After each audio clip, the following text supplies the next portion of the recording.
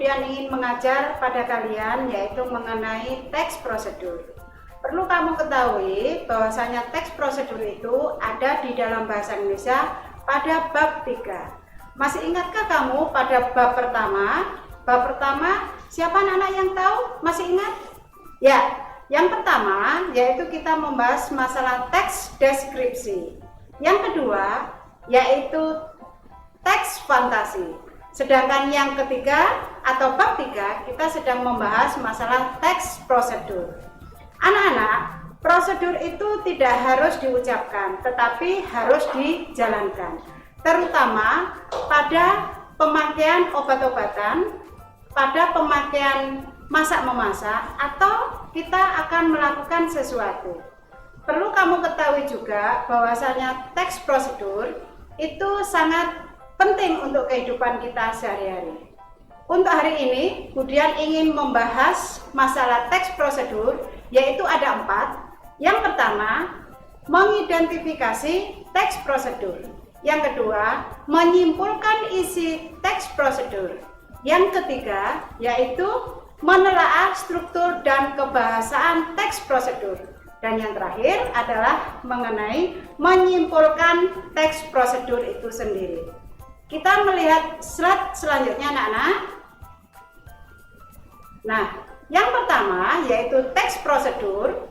Apa yang dimaksud dengan teks prosedur? Coba kamu Mbak yang berkepang merah, berambut lurus itu. Ya, boleh. Jawabannya boleh. Kalian? Mas yang duduk di belakang? Oke, jawabannya betul semua. Semuanya betul ya anak-anak, tetapi menggunakan bahasa yang sendiri-sendiri. Coba sekarang kita lihat yang dimaksud dengan teks prosedur adalah merupakan sebuah bahan untuk mengikuti sebuah proses membuat sesuatu secara tertulis untuk dasar menjelaskan dan melakukan secara tepat. Teks prosedur itu yang jelas dilakukan secara tepat. Kita lihat slide yang kedua, yaitu ciri-ciri teks prosedur. Yang pertama yaitu menggunakan kalimat perintah. Yang kedua, langkah-langkah yang harus dilakukan. Yang ketiga, kita menggunakan kata kerja aktif. Yang keempat, menggunakan konjungsi. Yang keempat, menggunakan konjungsi. Dan yang kelima adalah menggunakan kata keterangan.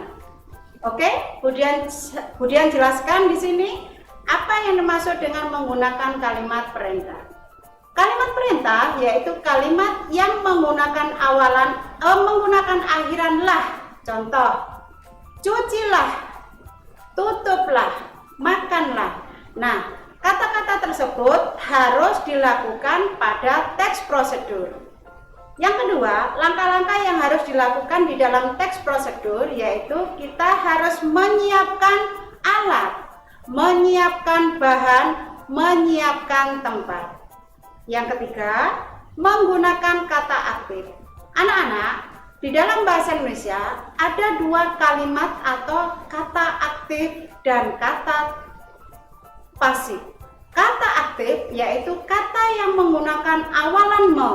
Contoh, anak itu menangis.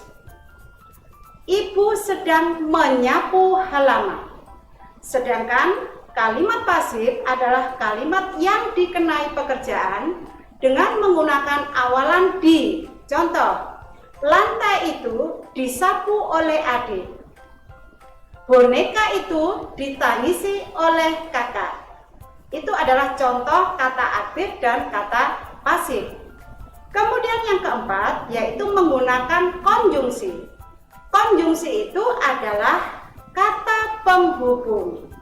Kata penghubung bisa menggunakan kata dan, bisa menggunakan kata tetapi, bisa menggunakan kata walaupun, bisa menggunakan kata koma, dan bisa menggunakan tanda titik atau yang biasa disebut dengan kata yang rimpang.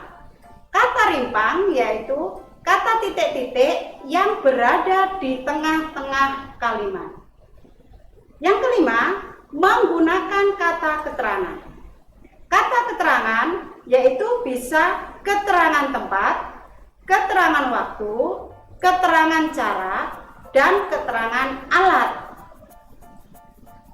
Kemudian Budian ingin mencontohkan yaitu cara membuat layang-layang.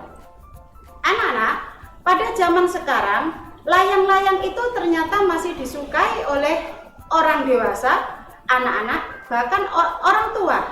Orang tua masih suka ikut bermain layang-layang. Mengapa demikian? Karena satu, harganya murah, dua, bisa dibuat sendiri. Kita lihat contohnya membuat layang-layang. Apa saja yang akan kita lakukan dalam teks prosedur itu? Yang pertama, tujuannya adalah membuat layang-layang yang sederhana. Alatnya yaitu kertas minyak satu, hanya satu kertas minyak. Kemudian lem, bambu tipis yang sudah diserut, kemudian senar. Senar itu kalau kalian tahu gitar itu untuk dipetik itu menggunakan senar dan gunting. Kemudian kita lihat slide yang berikutnya. Ini anak-anak, pada yang B ini menyimpulkan isi teks prosedur. Teks prosedur itu adalah kegiatan merangkai gagasan pokok yang akan dibicarakan. Untuk itu kita perlu membaca berbagai sumber dalam membahas menyimpulkan dari langkah-langkah teks prosedur tersebut. Kemudian kita lihat slide selanjutnya, yang ketiga yaitu atau C, menelaah struktur dan kebahasaan teks prosedur. Yang pertama, struktur teks prosedur itu sendiri ada tiga. Satu, tujuan, dua, materi, dan ketiga adalah langkah-langkah. Kemudian kaidah bahasa. Kaidah bahasa di sini adalah maksudnya bahasa yang kita gunakan di dalam membuat teks prosedur. Yang pertama, konjungsi, kemudian kata perintah, kemudian kata bilangan, kemudian kata interogasi atau bertanya, dan yang terakhir adalah kalimat deklaratif atau informasi. Anak-anak, kalian sudah tahu apa yang dimaksud dengan konjungsi, kemudian kalimat perintah, kemudian kalimat bilangan. Kalimat bilangan itu ada 4. Yang pertama adalah kalimat bilangan utama, kalimat bilangan kumpulan, kalimat bilangan bertingkat, dan kalimat bilangan tak tentu. Kita lihat slide selanjutnya, yaitu D, menyajikan teks prosedur. Anak-anak, menyajikan teks prosedur itu ada 2. Yang pertama adalah menyusun teks prosedur yang urut, dan yang kedua mengidentifikasi kekurangan teks prosedur tersebut. Yang pertama, yang menyusun teks prosedur yang urut maksudnya adalah contoh, kita membuat sebuah lilin.